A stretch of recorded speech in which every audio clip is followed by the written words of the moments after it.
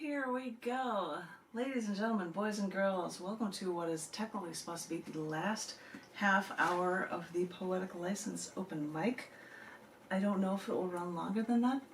I suppose it can, because Recycled Reads, where this is normally at, would have to close by 6 o'clock, so we'd have to get out at 5:30, but we'll see how much reading I can do for you guys. I hope everybody is being safe at home in these coronavirus COVID-19 times and staying quarantined and, most importantly, staying safe. And this is why, because we couldn't be in a bookstore, that I tried to be in a library space for you guys, so that we can feel like we're buying a bunch of books while we're sharing poetry with people. I've got these glasses on because Tom couldn't be here. Hey, I see people coming in already. Hello. How are you doing? I'll salute you proper with my right hand. Hello. I remember that Tom would come to these open mics and he would come with like a billion different pairs of glasses, reading glasses in different colors and stuff, and be like, what do you think? How is this on me? And I would always try on as different glasses, and so I thought I'd try to bring some of these around just to be silly and goofy and be like, oh, what do you think of these? How are these for you? So this is why I've got all these glasses sitting around that I'm being goofy with. Just because I remember how Tom would always do this, and he's not able right now to be at these live feeds, although he's always welcome to post anything on the live Facebook event page for the Poetic License open mic for June 7th, 2020, the home edition. And I see the host of my old open mic that's just gone on as well. I hope all is going well in Chicago as well as in Austin. And thought I would read a couple of poems from this cc&d issue collection book from July to December of 2019 called Among the Debris. One person came back, they said after they got this, they thought it was one of the best collection books they'd ever purchased, which I was thrilled with. So I thought I would share a few pieces in it for you. And I thought it would be entertaining too. There's a section in here that has, yes, I say hello. I'm not going to wave to everybody. I'm going to go to read. But this is some interesting stuff that is in here. I've got a couple Genesis poems because, you know, the actual original name of cc&d was Children, Churches, and Daddies. So I might as well have some religious poems. Yes? No? Actually, the magazine's named after the dysfunctionality of those things, but why don't we have some things that would talk about Genesis or a few of the beginning things of the Bible. So I was going to share those with you in the beginning. Bear with me. I hope this goes well. This is Genesis 1. In the beginning, there was nothing. In the beginning, the abundance of everything was trapped into a microscopic speck of nothing and decided to become energy, expand, break free. But here was the dilemma for the average Joe. Oh, wait a minute, you say there was nothing. It's hard to imagine, but if there was no space, then how does energy expand into nothingness? Ah, now you're starting to understand what all those great minds and saints have been trying to grasp. In the beginning, space was created by the expanding energy. And in the beginning, there was no form. In the vacuum of space, there was no matter. Only when energy of hydrogen's electrons passed through the Higgs field to make some trade some energy for matter, that's when the void and darkness was given form. Let there be light, and so it came to be as particles energetically sped away from each other at faster and faster speeds than the human brain can imagine. And as time came to pass, the energy made stars. Let there be more light. Above the orbiting rocks, let there be firmament, where celestial orbs scatter through darkened skies, surrounding and circling those stars as they all spin together to share their cosmic ride through the heavens, expanding further, faster. As spinning slows and temperatures subside, let orbiting ice from the sky shower water onto these celestial orbs, and let there be seas separated by stone and rock we call dry land. And on this one place that we now call earth, let seas separate land, bring forth grass, herb yielding seeds, fruit trees yielding fruit. Time was divided into day and night. Let it be so. A greater light ruled the day, a lesser light ruled the night, and we saw that this was good. Once on this earth, teeming with the primordial ingredients for life, let there be life, created in the waters, brought forth abundantly, and every living creature will be moveth across the land. And now nature could be fruitful and multiply, and so it was, where more was created in its image. As more and more grew, more and more learned how to live on the land separated by seas to better suit their natural environments, to grow, to survive and thrive, to further multiply and to be merry. And to the creatures of this blessed earth, they shall have dominion over what they can harness with every green herb for meat. And it was so. Behold, this is the only thing that was made, and it was very good.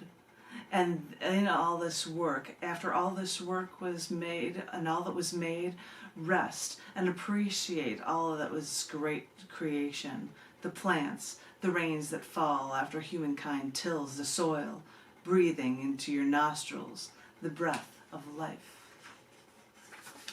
I can't believe I just read Genesis 1 for you guys. No, this will blow your mind, because following up I've got two more Genesis poems to share with you, and I can't believe it. And I see people here. I'm not going to converse with them, but I will wave when new people show up. Hi, you guys. Hello. This one is called Genesis 2 and 3. His father said it was made for him, and we shall be of one flesh. You would think that we would have to be perfect for each other, but when you're alone with only one man, your choices are limited. Now, we lived on this beautiful land with beautiful gardens and beautiful food, and even though this was never explicitly said to me, I got the impression I shouldn't touch or eat from the tree of knowledge, because I shouldn't understand good and evil. And all I could think was, what a ludicrous thought. Who would be so demanding and so foreboding to forbid us from knowing right from wrong? No matter what the fruit looked so succulent, no matter that I wanted to learn or grow, why would you want the ones you claim to love remain so utterly ignorant? If you know better, ignorance is not bliss. Ignorance is ignorance. So when it was suggested to me that I could be godlike if only I tried this fruit, I thought, I couldn't die from touching this knowledge, eating its fruit, or learning from it. So I did what I had to do, and anyone with drive or ambition or desire to learn would do the same. So in my desire to be wise, I ate this fruit, and I saw that it was good. But then I realized that maybe being the only one wise around here was not such a good idea. Maybe the only man I've ever known could stand a little more knowledge too. I offered him the fruit. He knew the rules and decided to eat the fruit from the tree of knowledge anyway, even though his daddy said no. Now, you may think it's short-sighted or childish to have issues with the father figures, but if you knew a man with this much pent-up rage, you may think differently. It did not matter to this old man who would never just up and die that I was the mother of all life. I was the mother of all living. I knew better, and I had to suffer from his wrath because he didn't believe a woman should be smart. In this little time I first spent with this one man, I missed out on the tree of life. But at least I got to learn a thing or two about how life really is, and how it ultimately means that we women will always fight an uphill battle, wondering if we can ever truly win. Genesis 2 and 3 for you guys. I've got one more, and I think it might freak out some. But this is, the fun thing in being a poet, I suppose. This one You see me messing with my hair.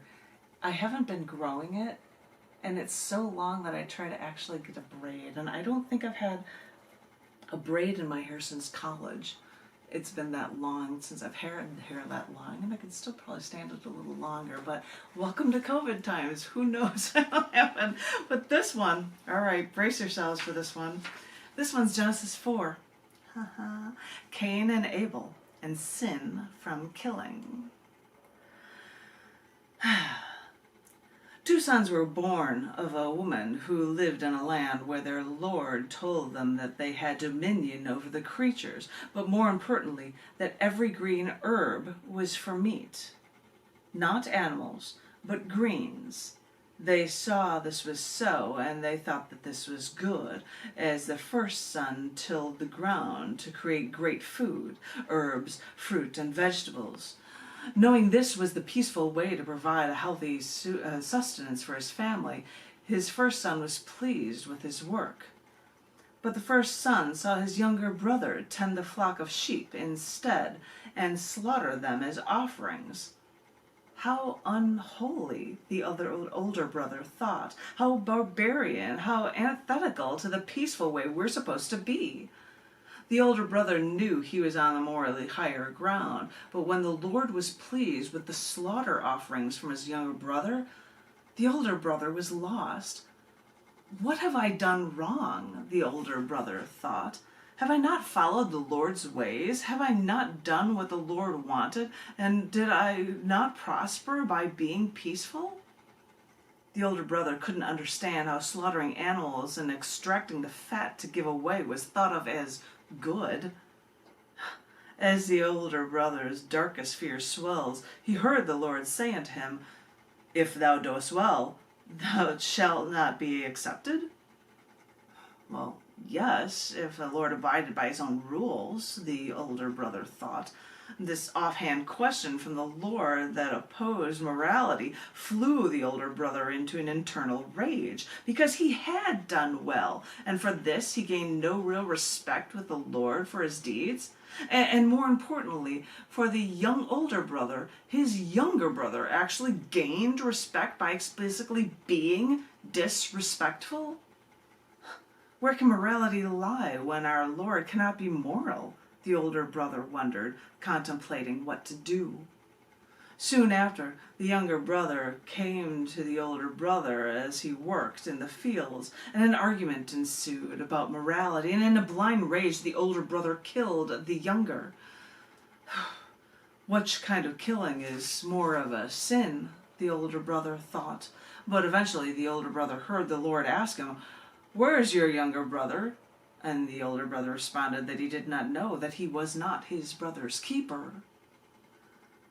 After this, the older brother wondered, shouldn't have the Lord, if he is all-seeing and all-knowing, shouldn't he already know? Or is this just another test of my will? And how is my will tested when I am shunned for doing the right thing and my younger brother is praised for sinning?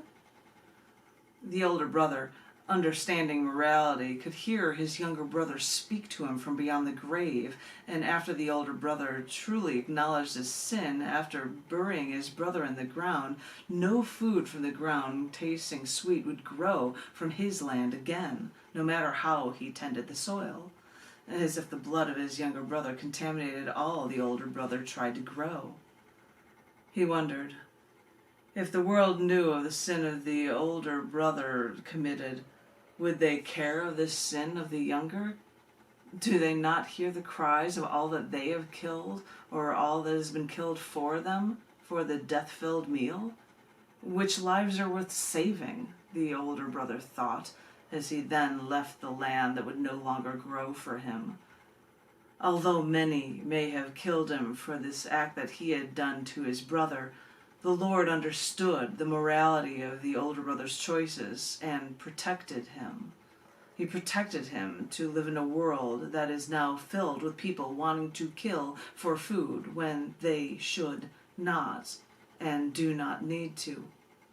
The world the other older brother was born into was truly cruel and uncaring for a world, and the older brother, after one immoral act, was stuck living in a world where slaughter was eaten at every meal and violence like this had become the norm. And sadly enough, this is a world the older brother feared the most. I'm giving you a different moral issue in a Bible poem. I'm blowing you guys away. I'm sorry. I hope you're appreciating that.